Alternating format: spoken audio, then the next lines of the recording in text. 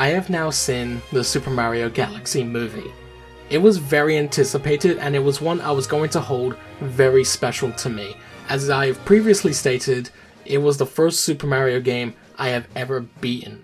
After doing a review on the first movie and seeing if it held up after 3 years, I thought it was only right for me to do a review on the sequel. Bear in mind for this review, as the movie has only just been released, I will try to be spoiler free as much as I can. I will say, however, anything that's been in posters, trailers, and other advertisements, I class that as non-spoiler stuff. So everything else is off the table, but anything you saw and all that stuff, that's fine. So, did Illumination make a better movie? Or did it fall under a lot of the same problems the first one had? Let's find out. This is my review on the Super Mario Galaxy movie. The Super Mario Bros. Movie was a massive success. While it did receive a mixed reception among critics, as many would expect from a video game movie, audiences for the most part loved the movie, and it was the first animated film since COVID to reach $1 billion at the box office, and becoming the highest grossing video game movie of all time. Pretty much everybody expected a sequel to be announced. However, it wasn't announced right away like one would usually expect, other than Nintendo teasing the possibility of more movies, not just on Mario, but on other Nintendo franchises like The Legend of Zelda, which we now know is getting a live-action film releasing in 2027. It wasn't until March of 2024 on March 10th, also known as Mario Day, where Miyamoto confirmed a new Mario movie was in the making. We wouldn't get much news after that until last year during the Nintendo Direct on September 12th, where we get an official teaser trailer and title for the next movie, the Super Mario Galaxy movie. A lot of hype was surrounding it being based on the Mario Galaxy games, and getting the chance to see the fan favorite, Rosalina. It was honestly a great pick to have Mario Galaxy be next, since of all the games in the franchise, Galaxy was the one that felt the most cinematic, which was especially the case in the first game's opening sequence and the game's soundtrack featuring an orchestra by the Mario Galaxy Orchestra. We wouldn't have to wait much longer to see more on this movie, as a Nintendo Direct on the movie was released on November 12th. It felt like they raised the stakes with this one. People were excited, myself included. The new additions to the cast were quite the surprise compared to the reveal of the first movie. Anything was possible at that point. Benny Safdie as Bowser Jr., Brie Larson as Rosalina, and Donald Glover as Yoshi. Benny I never heard of until this point, so I didn't have much to go off of. I did hear that he was part of Uncut Gems, the Adam Sandler movie, but I never watched it, so I have nothing really to say. Brie Larson was a great choice, as she's a huge Nintendo fan, and even stated before that she once kicked her boyfriend out of her home because he thought she was way too deep into the Super Mario Galaxy game. Donald Glover as Yoshi was the biggest surprise. As you listen to how Yoshi sounds, you wouldn't know it was him. That's a plus in my book involving voice acting. The movie was slated to release on April 3rd, but they pushed it to April 1st. Now Mario and Sonic have had sequels on April 1st. If you live in the UK or other parts of Europe. Kinda funny when you think about it. Anyways, with all that said, let's go into if the sequel lived up to the hype. The story of the Super Mario Galaxy movie goes like this. We first meet Princess Rosalina, voiced by Brie Larson. She was about to read a bedtime story to her Lumas until an intruder arrives wanting to capture her. She fights it off, but unfortunately gets captured along with one of the Lumas. This is where she meets Bowser Jr., voiced by Benny Safdie. We then see Mario and Luigi on bikes arriving to the Sand Kingdom due to a distress of something inside the upside down pyramid. The brothers take a look inside and they meet Yoshi, voiced by Donald Glover. They take Yoshi home with them, and meanwhile we learn Bowser Jr.'s plan to get Bowser back and use Rosalina for a weapon. The Luma escapes, but it was too late for Rosalina. Back in the Mushroom Kingdom, everyone is celebrating the birthday of Princess Peach. While not her actual birthday, more so the birthday of when the Toads found her when she was a baby. After a spectacle of shooting stars, something crash lands which turns out to be the Luma that escaped Bowser Jr. It informs Peach of Rosalina's capture and asks Peach to save her. So Peach and Toad head out across the galaxy to search for Rosalina. Meanwhile, Mario is left in charge of the kingdom until Peach's return. It starts out fine with Mario, Luigi, and Yoshi doing the odd jobs around the kingdom. We see how Bowser's been doing since he's still tiny at this point, and while he tries to show some growth, Mario is not convinced he changed. Suddenly, the castle is lifted off the ground with just Mario, Luigi, Yoshi, and Bowser still inside, being captured by, no shocker, Bowser Jr. He tries to fight the brothers so he can capture Bowser himself. The plan fails for Jr., and so Mario, Luigi, and Yoshi have to make their way to Peach and save the galaxy. In my review of the Super Mario Bros. Movie, I reviewed it with two viewpoints, general film view and video game/Mario movie view, as that's how I felt it needed to be discussed. I thought the same case would be here with the Galaxy movie, but honestly, I don't think I need to do that this time. I think they did a really good job on making it a bit more fleshed out of a story and developing some of the characters. We still get some of the one-noted stuff I talked about with the first movie.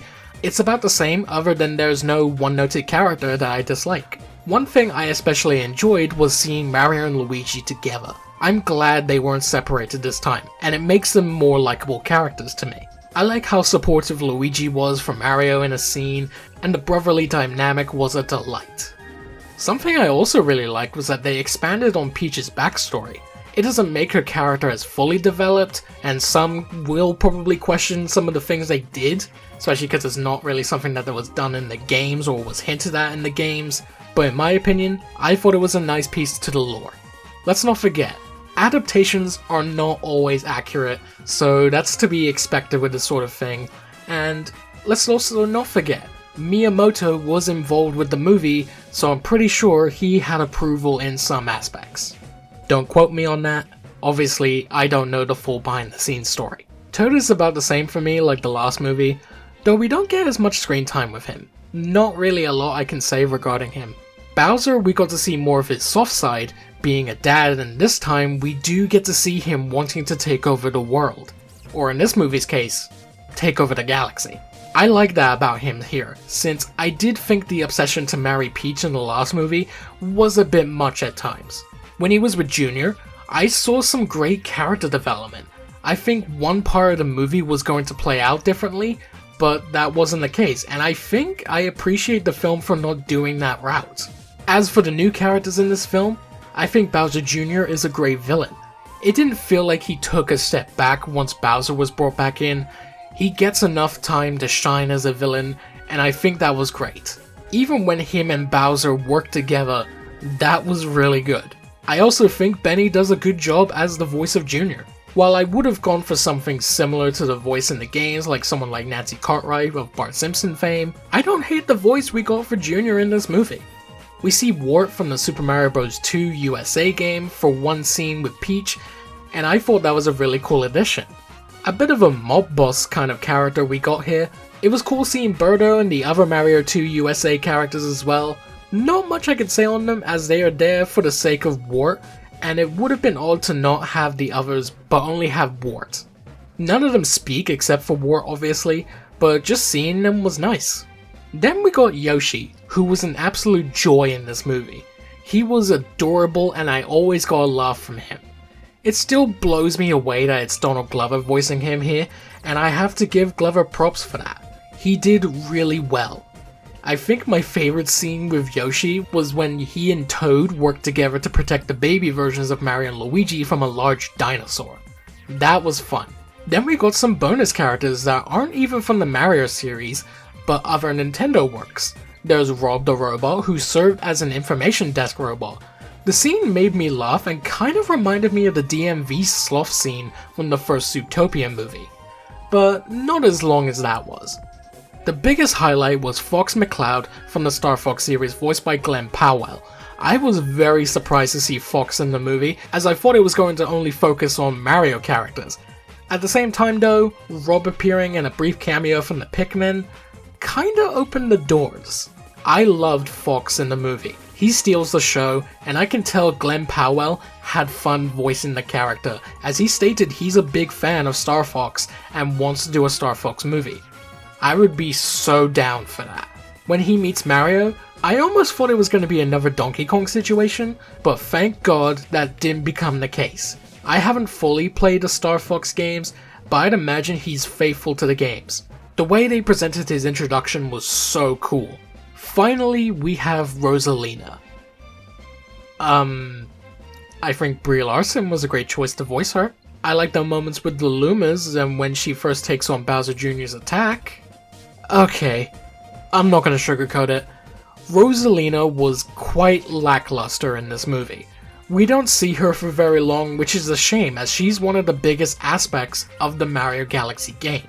They instead gave her the damsel in distress role one would usually expect for Peach, and in the last movie's case, Luigi. I wish we got more screen time with her, and usually in the case of that, we didn't get really an interaction with Mario. That was something that concerned me when it came to the trailers and how much we didn't see her. Rosalina has the most development of all the Mario characters in the games, but to see her get put to the sidelines just stings a bit. The references and nods we get in this movie was cranked to the max. Die-hard Mario fans and Nintendo fans are gonna feel even more like a kid in a toy store or candy store, much like with the first movie. Some felt it was more crowded here, but honestly, I didn't feel that. It's not like they did a reference all in your face or poke fun when they make references quite on the nose of things. But here with the Super Mario Galaxy movie, I just love seeing it all, and didn't feel like it was all too much in my face. The animation and visuals is still spectacular, like the first movie. I didn't notice much of a difference in this movie with the first. It probably didn't need much to improve on. I'm sure there's probably an update or two on expressions and small details, but otherwise, it looks one-to-one with the first. The same fun and magical visuals that the first captured extremely well, and the animation that feels expressive and alive. Brian Tyler returned to do the score, and I've gotta say, his take on the Super Mario Galaxy score was wonderful. We don't get a lot of Mario Galaxy music, but we do at least get the main ones, and that's honestly enough for me. Another bonus is that there wasn't as much licensed music like the last movie. There's still some, but for the most part, it's the film score, and I'm glad they listened to that and made the improvement to tone down on the licensed stuff. I think it was just the first act that had licensed music and the rest was just the score. I love the stuff based on the original Super Mario Bros., Mario World, and Odyssey. Not much else I can say, I just love the score. Overall, I love the Super Mario Galaxy movie. And honestly, I enjoy it more than the Super Mario Bros. Movie. The fact that I didn't have to split the movie into two viewpoints speaks for itself. I don't think it's a perfect or groundbreaking movie. There are some aspects I wish would have been done differently, especially in the case of Rosalina, but I still had a great time with the movie, and I'm glad there were improvements made on some characters like Mario and Luigi. If you love the Super Mario Bros. Movie, you'll have a great time with the Galaxy movie. While not having a lot of Galaxy elements, this is more of a celebration of the 40th anniversary than anything. I think those that didn't like the last movie will probably feel the same, if not worse, about this one, but a friend from work proved me otherwise, so I'd say at least one viewing doesn't hurt. Check it out if you haven't already. Thank you guys for watching this review on the Super Mario Galaxy movie. Yes, I have the Yoshi and I have a Luma. It is very cute. I actually saw the movie 4 times as of me recording this video. I had a lot of fun watching it and making the review on it, and I tried to not watch any other reviews just to make sure that my review stays like original in a sense. I'm not sure when the next time we'll see Mario back on the big screen will be, but in the meantime I'll just do reviews on other things. Like, I've got my upcoming Toy Story reviews on all the sequels, heading up to Toy Story 5 this summer, so stay tuned for that. And of course I've got all my other videos I want to be doing, like gaming stuff, and I want to get more animations out this year. So let's get on with that, shall we? It's all going to be fun, trust me. Shout out to my patrons, Typhoon and Andres, and my YouTube member BAG Gomez. Much appreciated, guys. If you would like to have your name at the end of the videos, all you have to do is just go to the links in the description and choose whatever tier you prefer.